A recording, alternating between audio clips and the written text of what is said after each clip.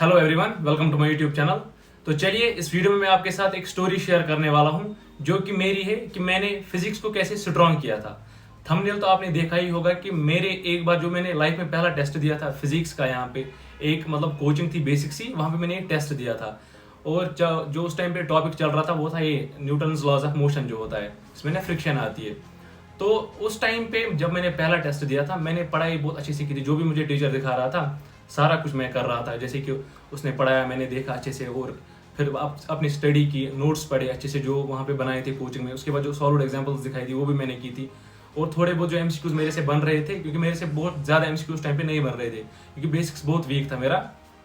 तो जो जो बन रहे थे वो भी मैंने सॉल्व किए, और अब मुझे लग रहा था कि यार टेस्ट दूंगा तो कुछ मार्क्स मेरे आ जाएंगे वहाँ पे। ऐसा मुझे यकीन था अंदर से कि अगर 60 मार्क्स का यहाँ पे पेपर है तो 10-20 मार्क्स तो मैं आराम से लेके आऊँगा।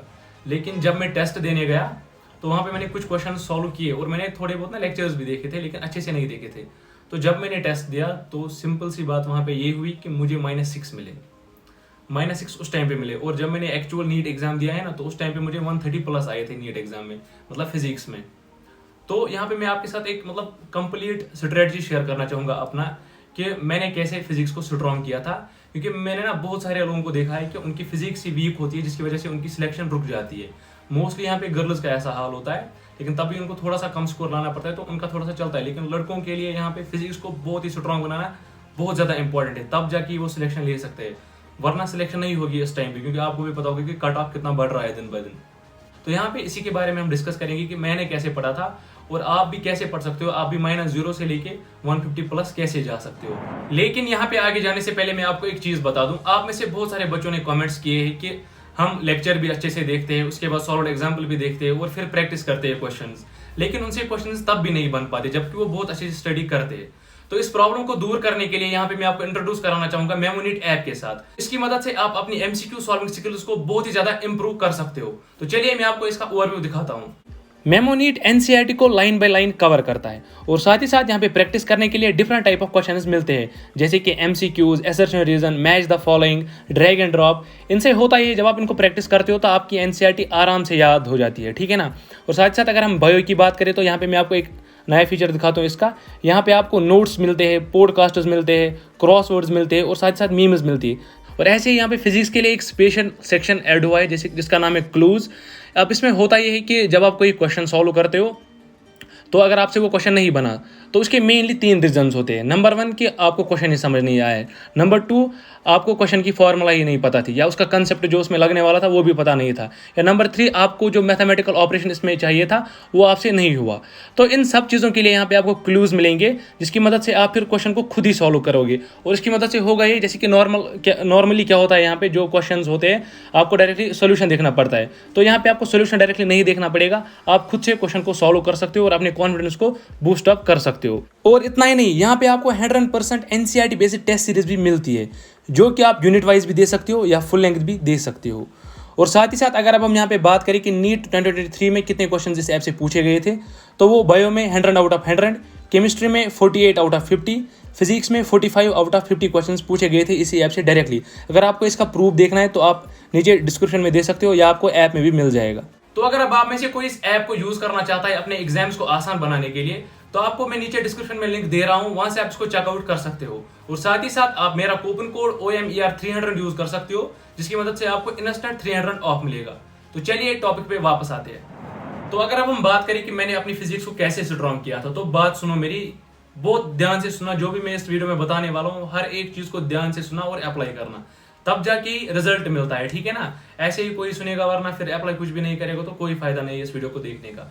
तो अगर अब मेरी बात करेंगे यहाँ पे कि जब मैंने वो टेस्ट दिया था मुझे -6 मिला था, ठीक है ना। तो उसके बाद मुझे यार बहुत दुख हुआ अंदर से कि मैंने इतनी ज्यादा मेहनत की है तो ये क्या हो रहा है मेरे साथ। कसम से मैंने बायो भी नहीं पढ़ी थी, केमिस्ट्री भी नहीं पढ़ी थी, सारा का सारा फोकस मैंने उस टाइम पे फिजिक्स पे डाला था। क्योंकि बायो आ रही थी, केमिस्ट्री भी थोड़ी थोड़ी आ रही थी, लेकिन फिजिक्स बिल्कुल भी नहीं पढ़ रही थी उस टाइम पे मेरे, ठीक है ना।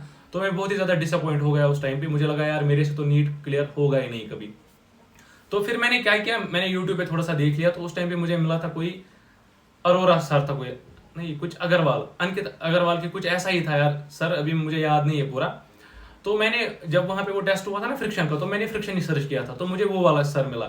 तो उसने क्या किया था, उसने क्वेश्चंस लगभग 40-50 क्वेश्चंस लिए थे और वो वही सॉल्व करा रहा था डायरेक्टली। वो कुछ भी थ्योरी व्योरी नहीं पढ़ा रहा था उस टाइम पे, क्योंकि थ्योरी मैंने पढ़ी थी तो मुझे समझ आ रहा था कि ये सॉल्व कैसे कर रहा है। मतलब थोड़ा सा आइडिया था मुझे कि फ्रिक्शन क्या होती है या नॉर्मल फोर्स कैसे लगता है, कहाँ से क्या होता है। जैसे कि वो कार्ट वाला क्वेश्चन होता है, एक ऐसे कार्ट चलता है, इस पर मास होता है तो इसको इतना मतलब इतनी एक्सेलरेशन देनी है ताकि ये गिरे ना यहाँ से, ठीक है ना। तो वैसे वैसे क्वेश्चन वो करा रहा था।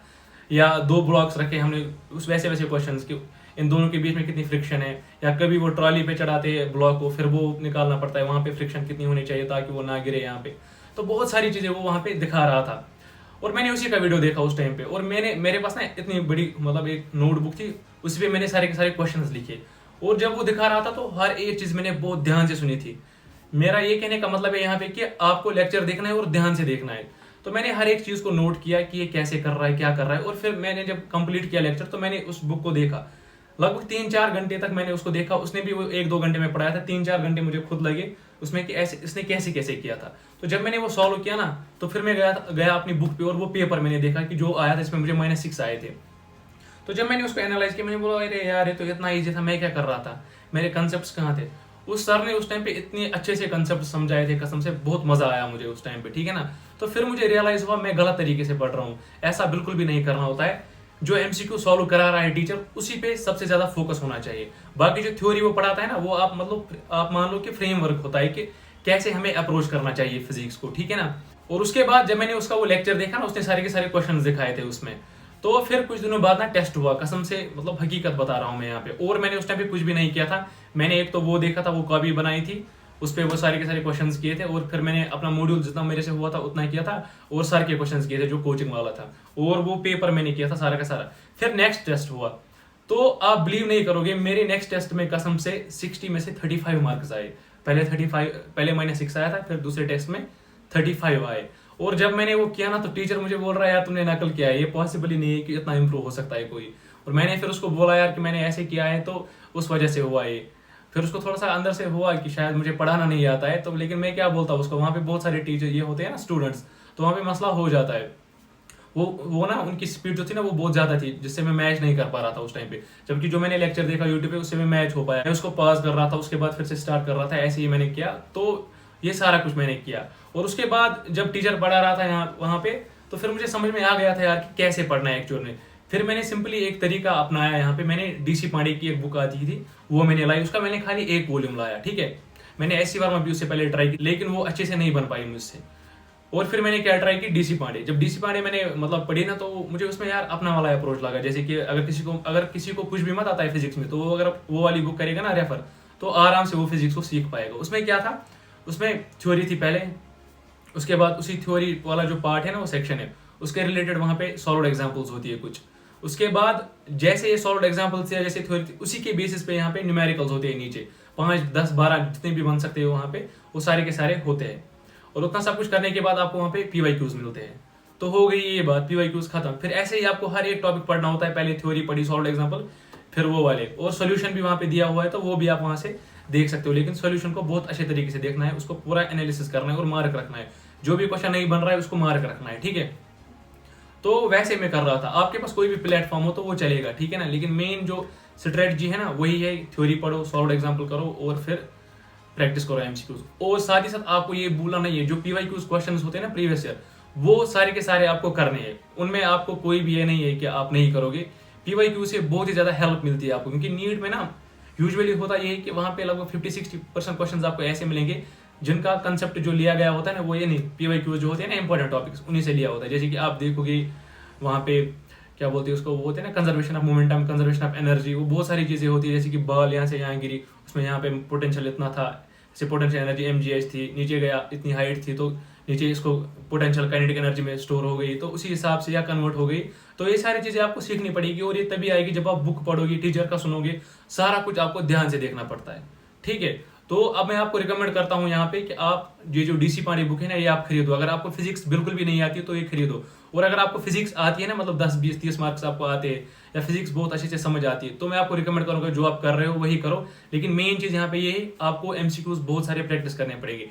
एटलीस्ट आपको 200 to 250 क्वेश्चन प्रैक्टिस तो करनी ही पड़ेगी, और वो आपको डीसी पांडे में आराम से मिल जाएगा। और अगर आपसे मॉड्यूल्स भी है ना, आपके पास मॉड्यूल्स है वो आपसे बन रहे हैं तो वो बहुत ही बेस्ट होते हैं, ठीक है ना। और मॉड्यूल्स में भी आपको क्या करना है, आपको कोचिंग से अपनी लेना है कि वो सोल्यूशन हम कहाँ से देखें। सोल्यूशन आपको जरूरी देखना होता है, और मतलब मेन चीज ये है, आपको अटकना नहीं है।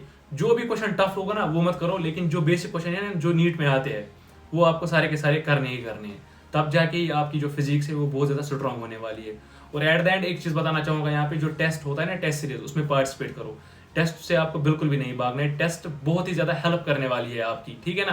क्योंकि टेस्ट से ना आपको पता चलता है यार कि मेरे में कुछ पोटेंशियल है कि नहीं, मतलब मैं जो कर रहा हूँ वो ठीक कर रहा हूँ या नहीं कर रहा हूँ। क्योंकि पता चला आप कंटिन्यूसली क्वेश्चन सॉल्व करते हो, फिर नीट में कुछ भी नहीं आया। बेहतर यही है कि आपको यहाँ पे ये पता चलना चाहिए कि आपसे कुछ बन रहा है या नहीं बन रहा है, तो यही पे आपको ये क्लियर करना है। वैसे भी आपके पास बहुत ही ज्यादा टाइम है अभी नीट 2024 तक, तो अभी से फिजिक्स को स्टार्ट करो। मैं आपको यहाँ पे रिकमेंड करूंगा, आपको अगर आपको फिजिक्स नहीं आती है तो फिजिक्स पे भी ज्यादा ध्यान दो, क्योंकि अभी आपके पास बहुत ज्यादा टाइम है। बायो को आप मतलब एंड मोमेंट भी कर सकते हो, अगर आपके 2-3 मंथ बचे तो बायोलॉजी को आप बहुत आराम से कर सकते हो, जबकि फिजिक्स और केमिस्ट्री को आपको अभी इसी टाइम पे करना है, ठीक है। कम से कम 5-6 घंटे फिजिक्स को 2 दिन में, अगर आपको कुछ भी नहीं आ रही तो आराम से हो जाएगी यार आपकी फिजिक्स। इतना भी नहीं है, जो हमारे लेवल की फिजिक्स है ना यहाँ पे नीट पे, वो ऐसे ही सॉल्व होती है, ठीक है ना। और रही बात एनसीईआरटी की, तो इस बार मैं आपको बोलना चाहूंगा, अगर आप चाहते हो कि आपको सारा करना है यहाँ पे फिजिक्स में, तो आपको मैं एनसीईआरटी रिकमेंड करूंगा। एनसीईआरटी की रीडिंग करना बहुत ही ज्यादा जरूरी है यहाँ पे। और एक चीज बोलना चाहूंगा यहाँ पे जो मैं भूल गया, वो है बेसिक्स। जो बेसिक्स है ना यहाँ पे, जैसे वेक्टर्स है, डिफरेंशिएशन, इंटीग्रेशन, या बेसिक सी कैलकुलेशन जैसे 10⁻³ × 10⁶, या डिवाइड होता है, मल्टीप्लिकेशन होता है, ये सारी की सारी चीजें आपको मतलब सीखनी है। और ये आप तभी सीख सकते हो जब आप बहुत सारे एमसीक्यूज को प्रैक्टिस करोगे, ठीक है ना। ऐसे नहीं आता है, वरना बहुत सारों को मैंने ऐसा देखा है कि कंसेप्ट आता है लेकिन एट द एंड कैलकुलेशन में अटकते हैं, तो फिर क्या फायदा है वैसे कंसेप्ट का। तो कैलकुलेशन को बहुत ही स्ट्रांग रखना है, चाहे आप कहीं से भी लेक्चर देखो, कहाँ से भी क्या करो, मेन चीज यही है कि आपको कंसेप्ट क्लियर करने हैं। फिजिक्स ऐसा सब्जेक्ट नहीं है कि जैसे बायो में हम बहुत सारी चीजों को रटते हैं, यहाँ पे वैसा बिल्कुल भी नहीं चलता है। यहाँ पे आपके कंसेप्ट क्रिस्टल क्लियर होने चाहिए, ठीक है। और थ्योरेटिकल क्वेश्चंस का जो मसला है यहाँ पे बहुत सारे आपको लगभग 15 to 20 क्वेश्चंस आपको थ्योरेटिकल मिलते हैं। वो सारे के सारे आप तभी कर पाओगे जब आपके कंसेप्ट क्लियर होंगे। तो यहाँ पे थ्योरेटिकल क्वेश्चंस भी बहुत ही इंपॉर्टेंट प्ले रोल करते हैं, ठीक है। तो ऐसा नहीं है कि आप थ्योरी से पूरा ही भाग जो खाली यहाँ पे ये करो एमसीक्यूज, आपको थ्योरी पे भी पूरा का पूरा ध्यान देना है, ठीक है। तो अब जो मैंने आपको बोला है क्या करना है, बेसिक सा यही है। थ्योरी लेक्चर देख लो कहीं से, थ्योरी पढ़ लो, उसके बाद सॉल्व एग्जाम्पल, एमसीक्यू, पीवाईक्यू सारे, और एट द एंड टेस्ट देना है। इतना आपको करना है। और एक बात यहाँ पे, आपको बहुत सारी बुक्स नहीं करनी है।